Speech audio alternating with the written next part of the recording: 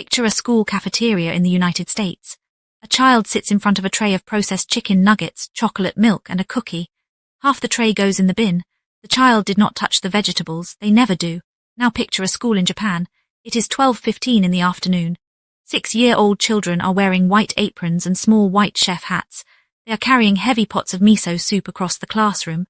They are ladling rice into bowls for their classmates. They are serving grilled fish, seaweed salad, and steamed vegetables with the seriousness and pride of professional chefs. And when every child sits down, they say itadakimasu together, a word of deep gratitude for the food, the people who grew it, and the people who prepared it. Then they eat everything, every single thing on the tray. And they have been doing this since they were 6 years old. This is Kyushoku. And it is the most powerful picky eating solution in the world, and almost no Western parent has ever heard of it. Here is a fact that should make every Western parent stop and think. Japan has one of the lowest rates of childhood picky eating in the entire developed world. In the United States, research suggests that between 13 and 22% of children between 2 and 11 are classified as significantly picky eaters, refusing entire food groups, gagging at new textures, surviving on 5 foods or fewer. In the UK, the numbers are similar. In Australia, they are higher. And in Japan. Picky eating is gently discouraged, and over time children in Japanese schools learn to enjoy items they initially disliked, because the entire culture around food, from the very first day of school, is designed to make picky eating almost impossible to maintain. The difference is not genetics. It is not that Japanese children have different taste buds. It is a system, a deliberate, beautifully designed system that the rest of the world is only just beginning to pay attention to. Kyushoku is Japan's elementary school lunch program, and it serves as a cornerstone of education and community values, teaching invaluable life skills that textbooks cannot replicate. But what makes Kyushoku so extraordinarily powerful for ending picky eating is not the food itself. It is the philosophy behind it. In Western schools, food is delivered to children by adult staff. The child is a passive recipient. They receive a tray, they decide what they want to eat and what they want to refuse, and they leave what they do not like without any consequence or conversation.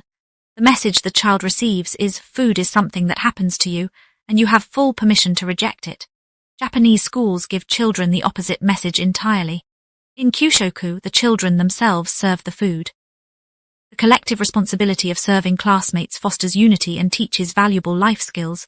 Children cooperate to ensure everyone gets fed, and the room is left spotless, instilling a foundational cultural concept of omotenashi, mindfulness of others, and collective responsibility. When a child has carried the soup, ladled it carefully, and served it to their friend, they are not going to refuse to drink it. They made it, they own it, they eat it. The second element of Kyushoku that eliminates picky eating is the complete absence of alternatives. In Western households and schools, when a child refuses a food, an alternative is almost always available. This is done with the best of intentions. Parents do not want their child to go hungry. But what this teaches the child's brain is a lesson that becomes extremely difficult to unlearn. If I refuse this food, something I prefer will appear. The refusal strategy works. So the child uses it again, and the list of acceptable foods shrinks. Japanese school culture has no alternative. The school meal is what it is, and the expectation that the child will try everything every day is consistent, calm, and non-negotiable. Not cruel, not forced, simply consistent. And consistency, repeated across hundreds of school days, gradually rewires the brain's response to unfamiliar food from rejection to curiosity. Third element is perhaps the most scientifically fascinating, the role of social eating in dismantling food refusal. When a child sits alone or with only their immediate family and refuses a food, the refusal is private. There is no social pressure, no observation, no mirror to reflect their behavior back to them. But in a Japanese classroom where every child eats the same thing, the social dynamic is completely different. A child who refuses their fish sees every friend eating their fish. A child who pushes away their seaweed salad watches their classmates eat it with enjoyment. Developmental psychologists call this social facilitation, the scientifically proven tendency for children to try foods they have repeatedly seen their peers eating and enjoying. Japanese schools have been using this mechanism for decades without ever needing a psychology study to tell them it works. The fourth element is Shokyaku, Japan's national food education philosophy that has been embedded in schools since 2005.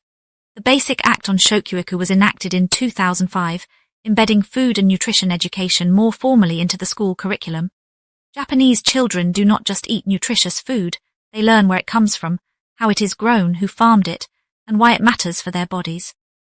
A child who understands that the miso soup they are drinking was made from soybeans grown by a farmer who woke up before sunrise to tend the fields, that child does not throw the soup in the bin.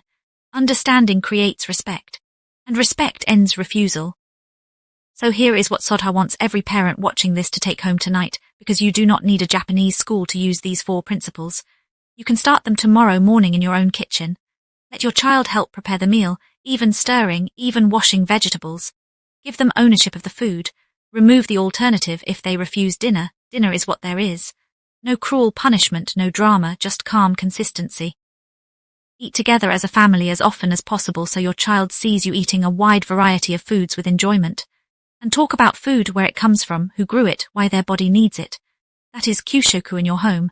That is Shokyuku on your kitchen table. And that is the quiet, patient, brilliantly simple reason why Japanese children eat everything, and yours can too.